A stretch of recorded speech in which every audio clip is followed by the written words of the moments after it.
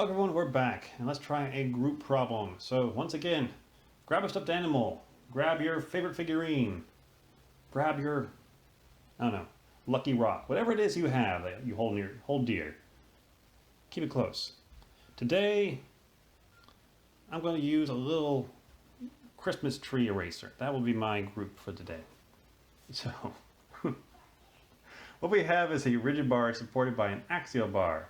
Axial bar right here is AB. So AB, give me some trouble here today. There we go. AB right there, horizontal, and it can stretch. The rigid bar cannot.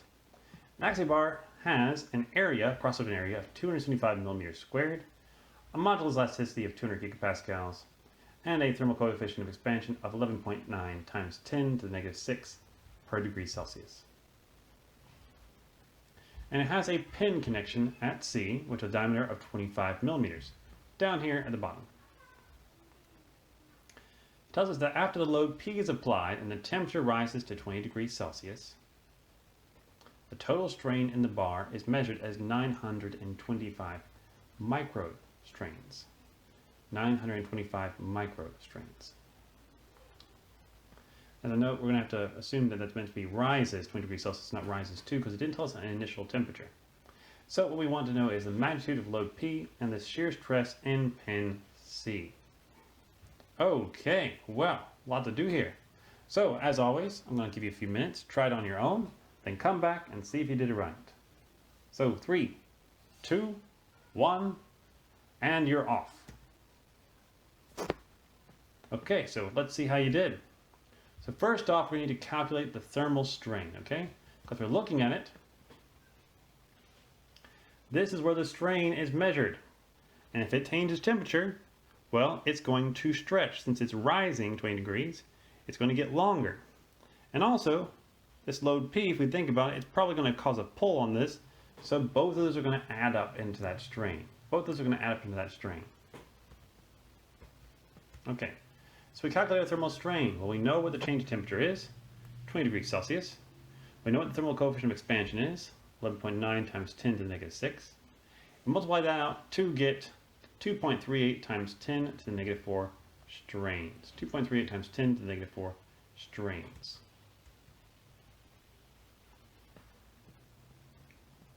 As a note, that should have been positive there. Sorry about that. So now we need to calculate the normal strain. We measured 9.25 times 10 to the negative 4 strains. And so what we're going to do is we're going to subtract out this thermal strain because that is going to have been taking away from it. Okay? That's going to have been a part of it. It's going to be contributing to that 9.25. And so what we get then is 6.87 times 10 to the negative 4 strains. 6.87 times 10 to the negative 4 strains. So our thermal strain and our normal strain are both smaller than the actual strain. That's because they're both working in the same direction. They're not canceling each other out at all. Now if we know the normal strain, we can figure out the stress in that bar because we need to know that. We don't know what the load is, but we do know there's a load P and that there's a force now at this direction which is going to be causing this bar to stretch. Or better yet, probably should say that force is going the opposite direction. There we go. Perfect. So we calculate the stress. And that's going to be 137 megapascals. We take the modulus elasticity, we take our strain, which is just the normal strain, not taking into account the thermal strain, just the normal strain due to that force. And then from that, we can calculate the force in bar 1. Because our stress is equal to force over area. We know the cross-sectional area that's from the problem statement. So we rearrange and we solve for that force, and it comes out to be 37.8 kilonewtons. Okay, now I'm going to calculate the limit around point C to finally get P. Now let's look at this again. I'm going to just redraw this a little bit just so you can see what's going on. This is point C, and there's going to be some reaction forces going through point C, which we honestly don't want to deal with right now. There's also going to be this force and the load P. And I think I'm going to do that force in the wrong direction again, which is just how it's going to happen. No, I think that's correct for this one. And so now that I know what this force is, I can calculate load P. take the limits around point C just simply because that gets rid of my reaction forces. Don't have to worry about them anymore. So let's do that and see how it comes out. Well, I got 260 millimeters to force 1, which I just calculated, minus 540 millimeters to P. Luckily, both of these are perfectly horizontal or perfectly vertical. Don't have to do really any cross products here. I could have, but I don't have to. That would mean that P, our force pressing down the end of the rod, would be 18.2 kilonewtons. Now I have to calculate the resultant force now at C. Luckily, one of these forces is vertical, the other is horizontal, so really I don't have to do much work. What I find out is that the vertical component and the horizontal component would be the same as the vertical and horizontal component at C, just in opposite directions. So I'll take the magnitude of those two. The magnitude is simply, I take the square of both of my components, I add them together, then take the square root of the value. And so the force at C would be 41.9 kilonewtons. And we are almost there. So remember, it asked us for that shear stress through that pin.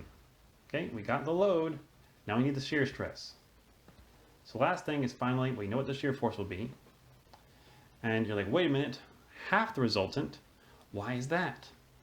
Well, let's look at our pin and figure it out. Okay, I have this pin going through. There we go. And that force C is more or less, let's point it going this direction. And so if it shears, I'm either going to have to double my area for both of these sides, or I keep them as is and just realize that, if I cut it right here and right here, just so it's a free body, I have two forces pressing down, both of those are the shear force. That's V, that's V. And it's going to be my resultant at C. So the shear forces would be half the resultant. You can always do it either way. You can either double the area in these kind of cases, or you can half the force. So I do that. I plug it all in my equation. Remember that it's a cylindrical, a circular cross section.